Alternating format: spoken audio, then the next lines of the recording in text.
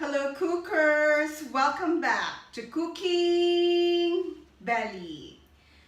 Magluluto ulit tayo today at ang lulutuin natin ay ginataang halo-halo.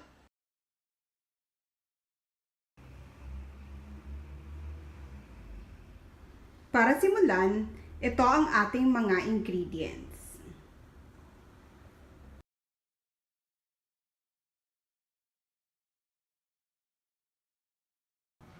Siyempre, meron tayong gata.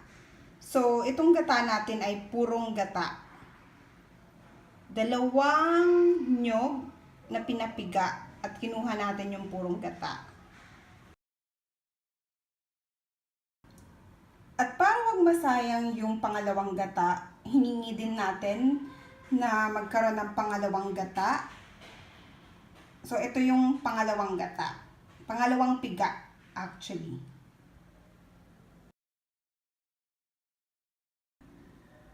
Then, syempre, meron tayong saging. Ako kasi personally, sa ginatan, saging talaga yung favorite ko. Isa sa favorite ko. So, may saging tayo syempre. Yes, meron din tayong yakun. Nung pagpunta ko sa supermarket, may available na yakun. Hindi kasi laging available ang yakun. So, optional lang naman to. You can also use cassava. Kung walang yakun, pwede din. Now, meron din tayong sweet potato o kamote. So, may iba-ibang klaseng kamote. May dilaw, may medyo purple ang kulay, may white. So, ito medyo yellowish white. So, ito yung available nung pumunta ako sa supermarket.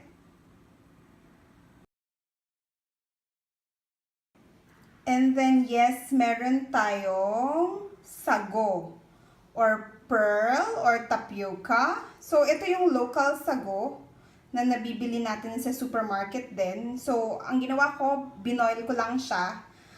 Then, strain after.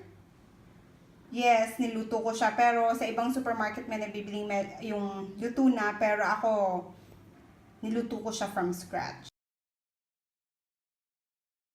And then, of course, sugar. Meron tayong sugar. You can use either white sugar, yung refined sugar, or ako yung gagamitin ko today is yung tawag natin is 99. So, whitish siya na brownish. So, 99 ang tawag dyan. So, yeah. Yun yung gagamitin natin today. Ito pa ang isa sa favorite ko sa ginatang halo-halo. Yung glutinous rice flour or bilo-bilo. So, ito, ginawa ko siya from scratch. Pagiling lang kayo ng rice, yung glutinous rice or yung malagkit na bigas. Tapos, pag nagiling siya, basain nyo lang ng water. Tapos, bilugin nyo using your palm. Yun. So, yeah. Sa ibang supermarket may nabibili, ang tawag nila galapong. So, basa na siya. You can also use that. Or, yes, pwede kayong gumawa from scratch. Like yung ginawa natin today. So, we are now all set. And pwede na nating simulan ang ating pagluluto. So, first, kailangan nating ilagay yung ating pangalawang gata. So, yeah. So, as you can see, plain na gata lang siya. Pakukuluin natin siya. Ngayon, habang pinapakulo natin ang ating pangalawang gata, ilalagay na natin ang kamote. Unahin natin ang kamote dahil ito yung mas matigas compared sa ibang mga halo natin. Ito yung matigas. So, dapat mauna siyang maluto. Kaya, yung kamote ang una nating nilagay.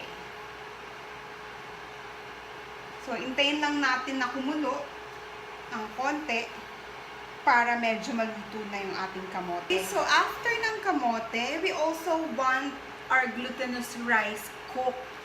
Kasi bigas nga siya. So, ilalagay na rin natin yung ating glutinous rice o bilo-bilo. So, para lang siyang yung sa palitaw. Makikita natin pag luto na to, pag lumitaw na. But, yeah, sa ating halo-halo, ihahalo lang naman natin siya with the other ingredients. Pero unahin natin siya para sure tayong luto ang bilo-bilo.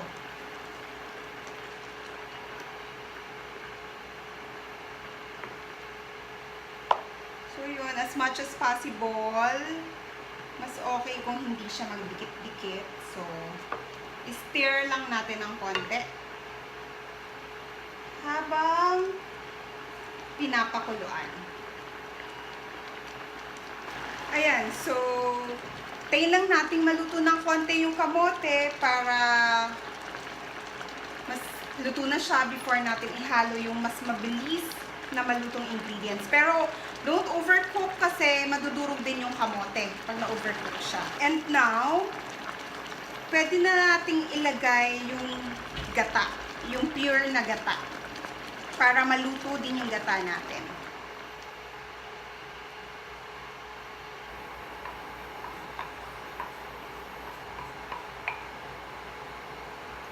Okay, so stir natin siya kasi mag-ano siya, magbubuo-buo. Pag hindi mahalo. So, stir lang, pakulo uli. Pahinaan natin ng konti yung fire para wag matutong. Then, ihahalo na natin yung yakun. Halo-halo lang din. Kaya nga siya halo-halo.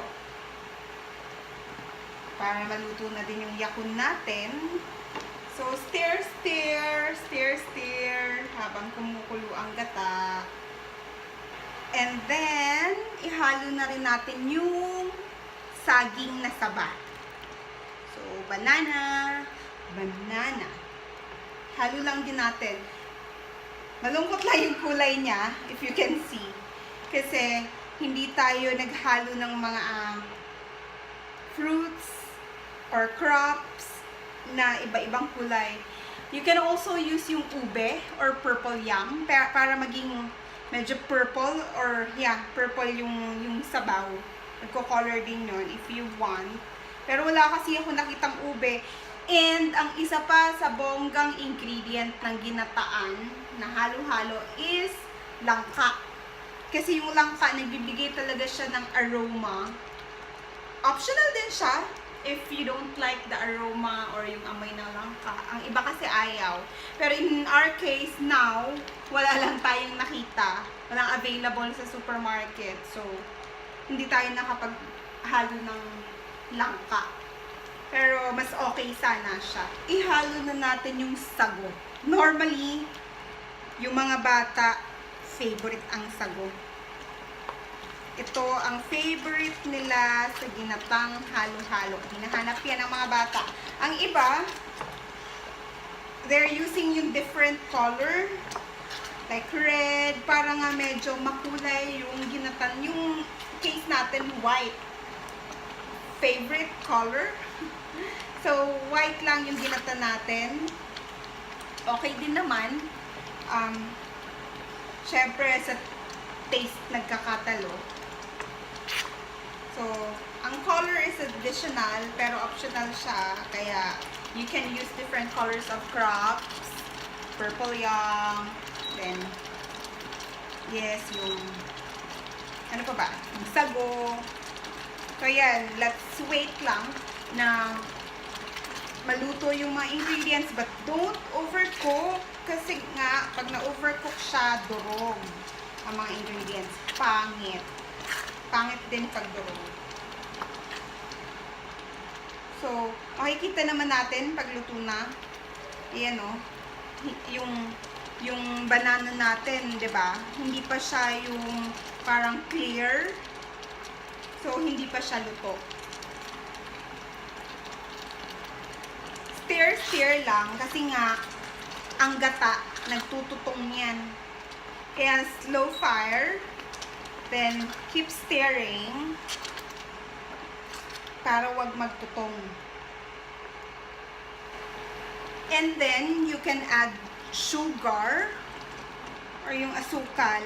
So yung sugar naman, yung measurement niya according to taste. So depende sa'yo kung mahilig ka sa sugar, didamihan mo.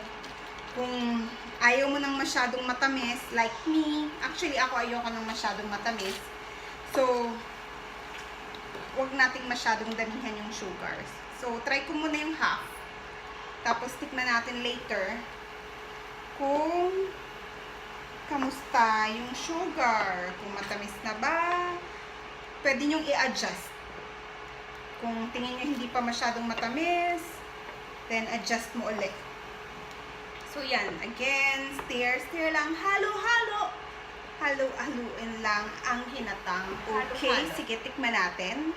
To check kung okay na ba ang sugar.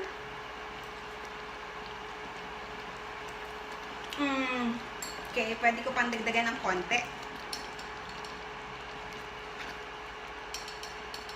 Para medyo matamis-tamis ng konti. Pero again, optional siya according sa gusto nyong taste. I mean, optional sa measurement. Gusto nyong mas matamis, add more sugar. Kung gusto mong hindi masyadong matamis, then don't add so much sugar. Yan. Ang ganda niya, kahit white lang. At mabango na. Bango na. Pero mas mabango to kung meron tayong jackfruit or yung langka. Yung meat ng langka mismo. So, not so much. Konti lang kung gagamit kayo. Pampalasa and yung aroma. Mabango talaga. Halo lang natin ng konti yung nasa ilalim para wag matutong. Ayan. Kung mapapansin nyo, thick yung sabaw natin. Ayan. Thick siya. Kasi, madami yung ginamit natin na pure na gata. So, yung pangalawang gata or pangalawang piga, optional din siya kung gaano kadami. Kung gusto nyo mas thick, pero ako ayoko naman yung super thick na pure na, kasi hindi naman to gulay, or hindi naman to meat or pork na ginataan. Kasi, pagka laing, I prefer na pure. Pero ito, I still want it na thick. Ayoko yung sobrang watery. Kasi mukhang hindi na siya ginatan. Halo-halo lang. So, we want to keep yung thickness nung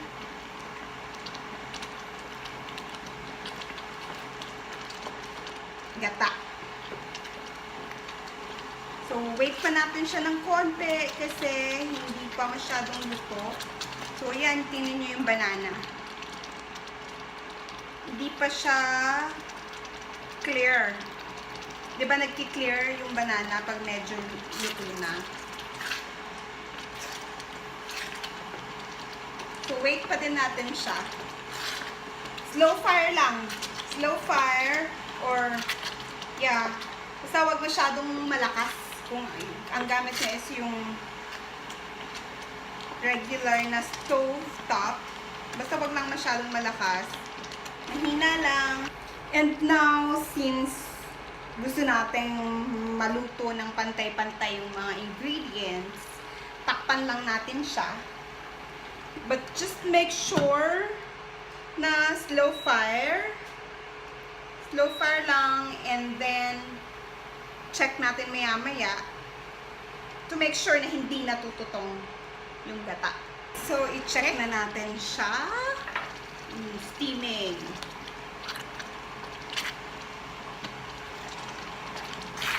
Ito na siya. Okay, so after like 20 minutes of boiling, well, actually not boiling kasi we are on low fire. slow fire. So, sticky, but not burned. Kasi lalo pag burned ang sa gata talaga naglalasa yung tutong. Kaya yun talaga yung iiwasan. Yung matutungan ka ng gata. Lasang-lasa siya, hindi mo siya maaalis. Hindi mo basta mawawala yun. Kaya, safe lang, laging bantayan. Tcharan! Luto na! And we want to plate it. So, pag plate natin, we want every piece. May yakun, may banana, may bilo-bilo, may sago. Saan yung yakun natin? Ito yung yakun. And then, more bilo-bilo dahil favorite ko ang bilo-bilo. And banana. Ulala.